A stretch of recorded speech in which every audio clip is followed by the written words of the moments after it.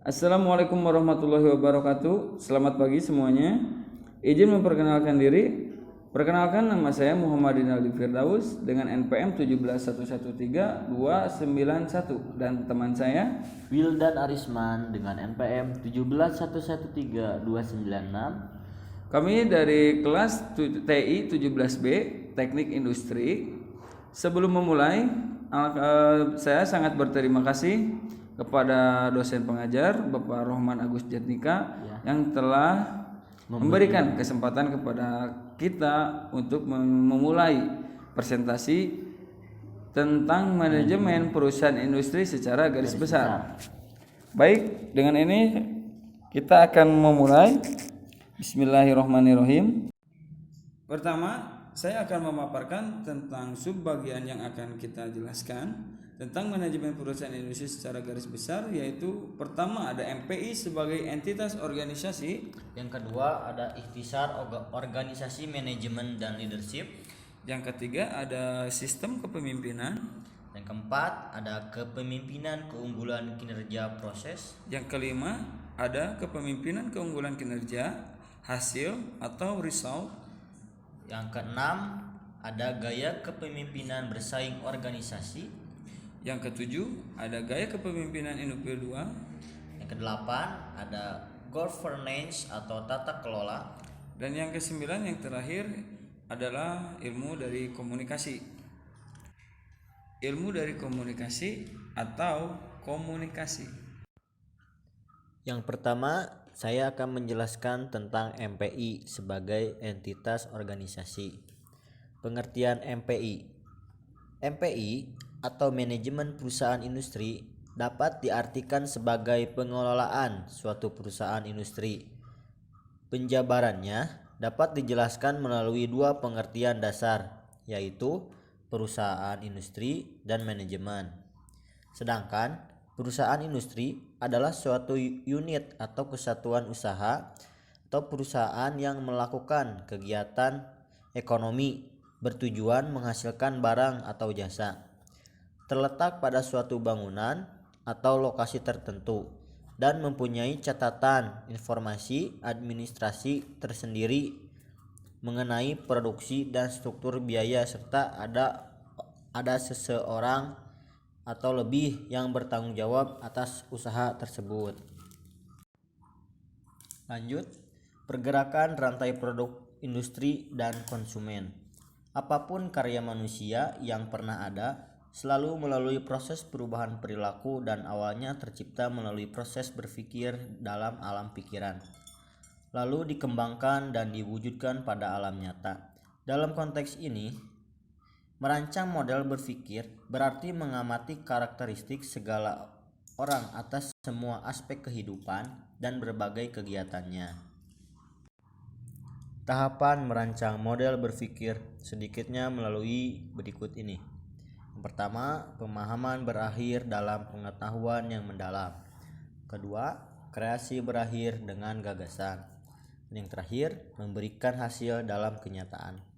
Tujuannya agar segala aspek kehidupan dan kegiatannya bisa lebih mudah, lebih aman, lebih sehat, dan lebih nyaman. MPI dapat diartikan perusahaan industri sebagai suatu organisasi, sedangkan dapat dipandang sebagai proses pengolahan sumber daya yang diberikan oleh suppliers, organisasi atau pemasok, untuk ditransformasikan ke dalam output dan diserahkan kepada customer atau pelanggan.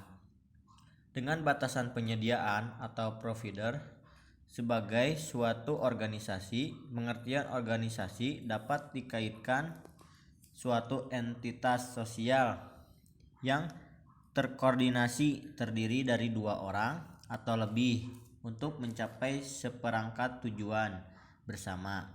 Selanjutnya, struktur organisasi dapat dipandang sebagai penetapan seperangkat tugas dialokasikan. Siapa yang melapor kepada siapa, mekanisme koordinasi formal, dan pola interaksi yang mengikutinya. Baik, selanjutnya saya akan menjelaskan tentang ikhtisar organization, manajemen, dan leadership. Pertama, saya akan menjelaskan tentang pengertian organization. Organization dan manajemen dapat dipandang dengan pendekatan sistem. Organisasi adalah bagian dari manajemen, sedangkan manajemen adalah juga bagian dari organisasi. Secara umum, organisasi didefinisikan sebagai suatu sistem peran, aliran aktivitas dan proses, atau menunjukkan proses organisasi atau disebut sistem atau pola hubungan kerja, dan melibatkan beberapa orang sebagai pelaksana tugas atau aktivitas yang dirancang untuk melaksanakan tujuan bersama. Pelaksanaan tujuan bersama ini merupakan alasan mengapa organisasi ada. Selanjutnya yaitu tentang pengertian manajemen. Sumber daya manajemen adalah informasi. Tugas utama manajemen adalah mengambil keputusan. Pemanfaatan informasi secara penuh merupakan salah satu faktor dalam menilai kualitas keputusan manajemen. Dalam konteks ini, organisasi dapat dipandang sebagai kerangka atau rumah di mana kegiatan manajemen dilaksanakan. Dan selanjutnya ada pengertian dari leadership. Banyak kita kenal pengertian leadership atau kepemimpinan, diantaranya adalah menurut Wikipedia, kepemimpinan adalah proses mempengaruhi atau memberi contoh oleh pemimpin kepada pengikutnya dalam upaya mencapai tujuan organisasi, seperti atasan kepada bawahannya, seperti itu. Terus ada kemampuan untuk mempengaruhi suatu kelompok ke arah tercapainya tujuan. Selanjutnya ada kemampuan mempengaruhi orang yang mengarah kepada pencapaian tujuannya. Yang ketiga, sistem kepemimpinan. Istilah sistem kepemimpinan atau leadership system menunjukkan bagaimana kepemimpinan dilaksanakan secara formal maupun informal ke seluruh organisasi.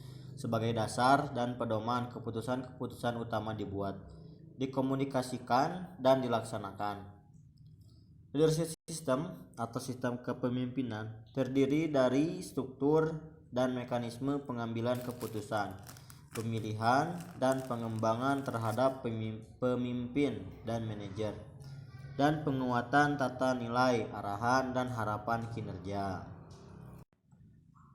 Yang keempat itu adalah kepemimpinan keunggulan kinerja proses. Kepemimpinan meminta tindakan personal, bagaimana pemimpin senior menuntun dan mempertahankan kelangsungan organisasi, serta tata kelolanya, dan juga bagaimana organisasi memenuhi tanggung jawab hukum, etika, dan sosialnya. Penilaian tindakan kepemimpinan ini dapat diukur menurut dimensi proses yang mencakup berikut ini, yaitu kepemimpinan organisasi, terus ada tata kelola organisasi, dan tanggung jawab sosial. Yang kelima, kepemimpinan keunggulan kinerja hasil atau result. Kepemimpinan yang A, bukti hasil komunikasi dan keterlibatan pimpinan senior dengan tenaga kerja dan pelanggan. Yang B, bukti hasil tindakan kunci atau indikator komunikasi dan keterlibatan pemimpin senior dengan tenaga kerja dan pelanggan dalam hal penyebaran dan menerapkan visi dan tata nilai, mendorong komunikasi dua arah, dan membuat fokus pada tindakan nyata. Yang C, tunjukkan bukti hasil tersebut di atas berbeda menurut unit organisasi dan kelompok pelanggan. Yang kedua, tata kelola. A, bukti hasil akuntabilitas tata kelola organisasi. B, bukti temuan kunci dan tren saat ini dalam hal tindakan kunci tata kelola. Yang C, bukti indikator tata kelola. Yang D, bukti akuntabilitas fiskal internal dan eksternal. Yang ketiga, hukum dan peraturan. Bukti tentang hasil hukum dan peraturan. Bukti tindakan kunci atau indikator untuk memenuhi dan melampaui persyaratan peraturan dan hukum. Yang C, bukti hasil tersebut di atas berbeda dengan unit organisasi yang sesuai. Yang keempat, etika. A, bukti tentang hasil perilaku etika. B, bukti hasil tindakan kunci atau indikator perilaku etika. pelanggaran perilaku, etika, dan kepercayaan para pemangku kepentingan pada tata kelola dan pemimpin senior. Yang C, bukti hasil tersebut di atas berbeda dengan unit organisasi yang sesuai. Yang kelima, masyarakat. Yang A, bukti tentang hasil tanggung jawab sosial dan dukungan komunitas kunci. Yang B, bukti hasil tindakan kunci atau indikator atas pemenuhan tanggung jawab sosial dan dukungan komunitas kunci. Selanjutnya yaitu ada gaya kepemimpinan bersaing organisasi. Apapun jenis dan gaya kepemimpinan yang diterapkan dalam bisnis, pemimpin yang efektif memiliki sifat-sifat yang berorientasi layanan, keteladanan, dan dapat berkontribusi terhadap berkembangnya suatu bisnis. Dari penelitian mengindikasikan bahwa kecocokan antara budaya organisasi yang dominan dan gaya kepemimpinannya, peran manajemen, HRM, manajemen mutu, dan kriteria keefektifan berkontribusi pada level kinerja yang lebih tinggi daripada adanya ketidakcocokan. Ketidakcocokan tentunya bisa menciptakan ketidaknyamanan dalam sistem untuk memotivasi perubahan sehingga bisa melayani suatu tujuan yang bermanfaat bagi periode waktu yang pendek. Bagaimanapun juga, kesesuaian atau keharmonisan berbagai elemen dalam organisasi merupakan suatu prasyarat untuk kinerja yang tinggi. Selain itu, gaya kepemimpinan situasional sesuai konteks tuntutan kebutuhan organisasi akan bermanfaat bagi suatu tuntutan untuk menaikkan keefektifan organisasi dan juga untuk memfasilitasi perubahan. Yang ketujuh, G, gaya kepemimpinan individual. Budaya perusahaan dan kepemimpinan merupakan kunci untuk mengeksekusi dan membangun strategi yang efektif.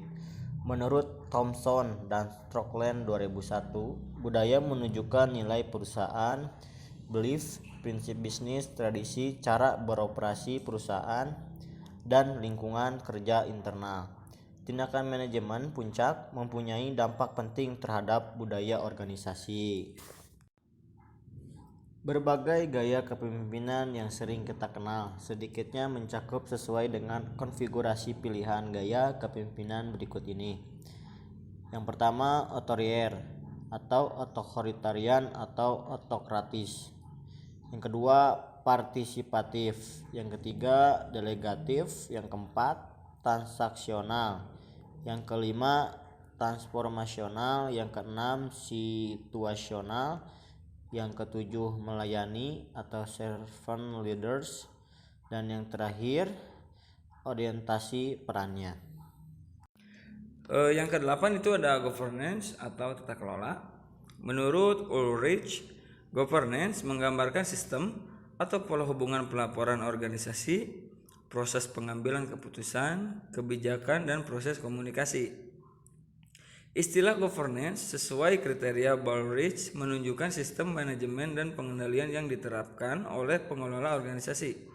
Hal ini termasuk tanggung jawab dari pemilik atau pemegang saham, sistem dari dewan direksi dan CEO organisasi, aturan-aturan korporat, perundang-undangan, dan dokumen kebijakan, hak dan tanggung jawab dari setiap pihak, menggambarkan bagaimana organisasi akan diarahkan dan dikendalikan untuk memastikan seperti contohnya akuntabilitas terhadap pemilik atau pemegang saham dan stakeholder lainnya, transparansi operasi, perlakuan yang wajar bagi seluruh stakeholder.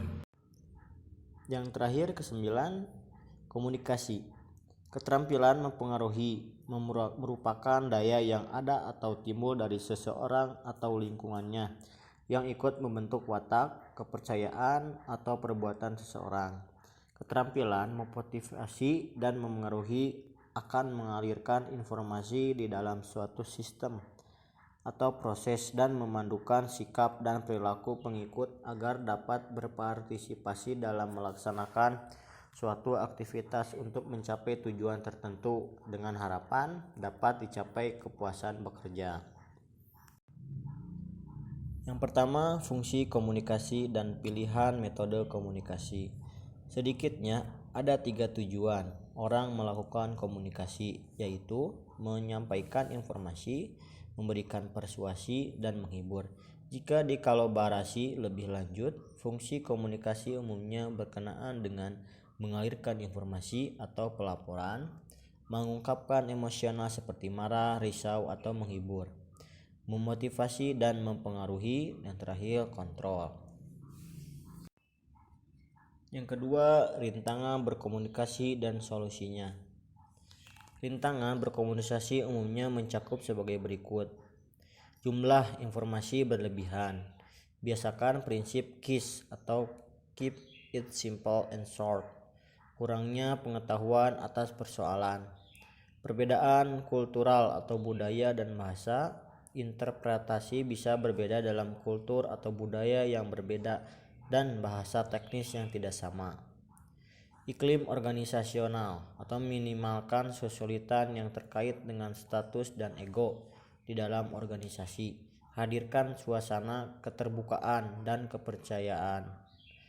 Jumlah mata rantai penyebaran. Semakin sedikit jumlahnya, semakin memudahkan untuk memastikan persepsi yang sama. Persepsi penerimaan biasanya menyeleksi apa yang mereka terima sesuai kebutuhan, motivasi, latar belakang, dan karakteristik individu lainnya.